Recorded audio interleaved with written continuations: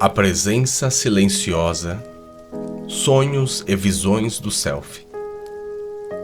O espelho interior e a voz silenciosa. Após o confronto com o Minotauro, quando a última sombra é encarada e integrada, algo muda sutilmente no labirinto. Não há fogos de artifício nem celebrações exteriores. Há um silêncio, um vazio cheio de presença, como se o chão da alma estivesse sendo novamente gestado.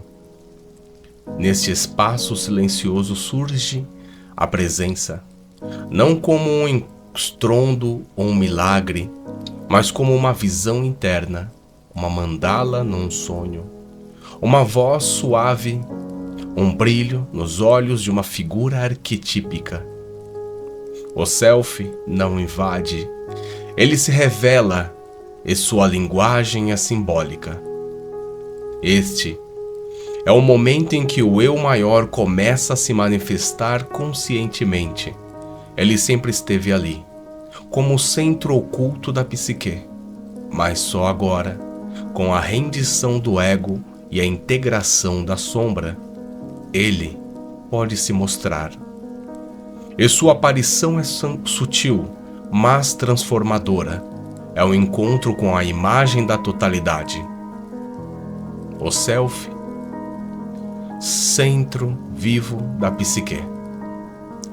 Na psicologia analítica, o Self é o arquétipo central. Ele não é apenas uma ideia elevada ou uma fantasia espiritual. Ele é uma realidade interior, um princípio organizador que orienta o desenvolvimento psíquico. É como uma presença reguladora que impulsiona o ego em direção à totalidade, mesmo quando o ego se opõe a isso. Jung viu o Self como um centro e a circunferência da psique. Ele está dentro e além. Ele se manifesta nos sonhos como figuras luminosas, mandalas, velhos sábios, crianças divinas, animais simbólicos, mas não é essas imagens, elas são reflexos dele. Quando o Self começa a emergir na consciência, ele não impõe verdades, ele convida, ele sugere através de imagens, intuições, sincronicidades. E essa aproximação não é sem perigo. A luz intensa do Self pode queimar o ego despreparado. Por isso, ele se revela apenas àquele que já atravessou as sombras. Sonhos como cartas do Self. Entre todas as formas de manifestação do Self, os sonhos são os mais recorrentes e reveladores. O inconsciente é o domínio do Self. E os sonhos são sua linguagem.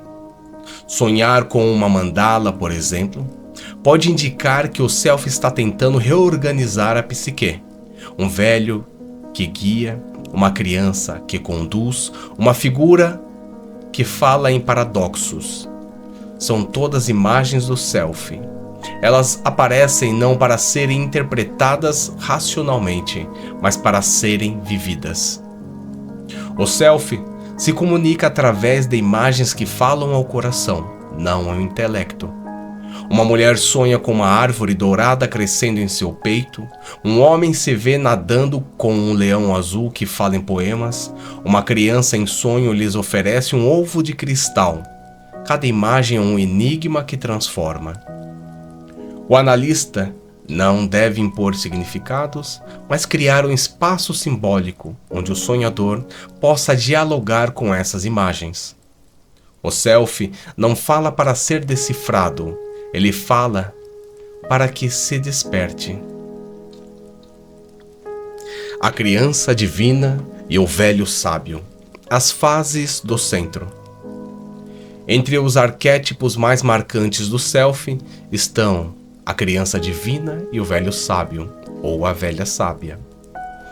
Eles não são figuras quaisquer, eles aparecem com uma aura de atemporalidade, com uma sabedoria que transcende o ego. A criança divina representa o novo que nasce, o eterno retorno, o centro oculto que pulsa com pureza, criatividade e renovação. Ela é o self que se mostra como potencial, é frágil e poderosa ao mesmo tempo. Um nascimento psíquico. O velho sábio é a sabedoria ancestral, o logos profundo, o conhecimento que brota do silêncio. Ele não explica, ele orienta. Suas palavras são como ecos de algo que já sabíamos. Encontros com essa figura mudam destinos.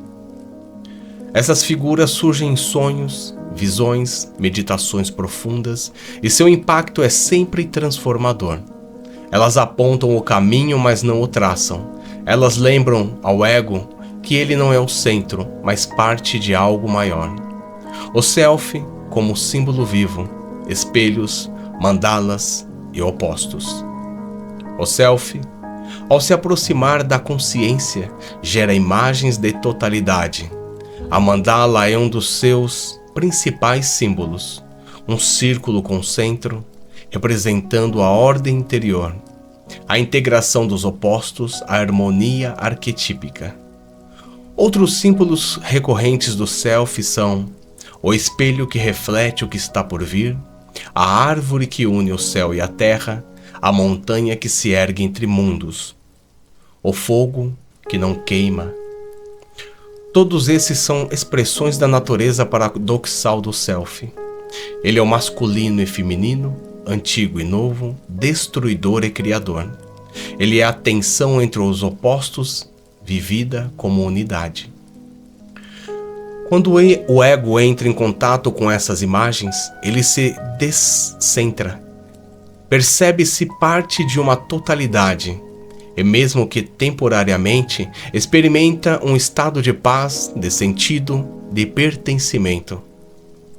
Sincronicidades, o self no mundo exterior. O self não se manifesta apenas nos sonhos ou nas visões interiores. Ele também fala através do mundo.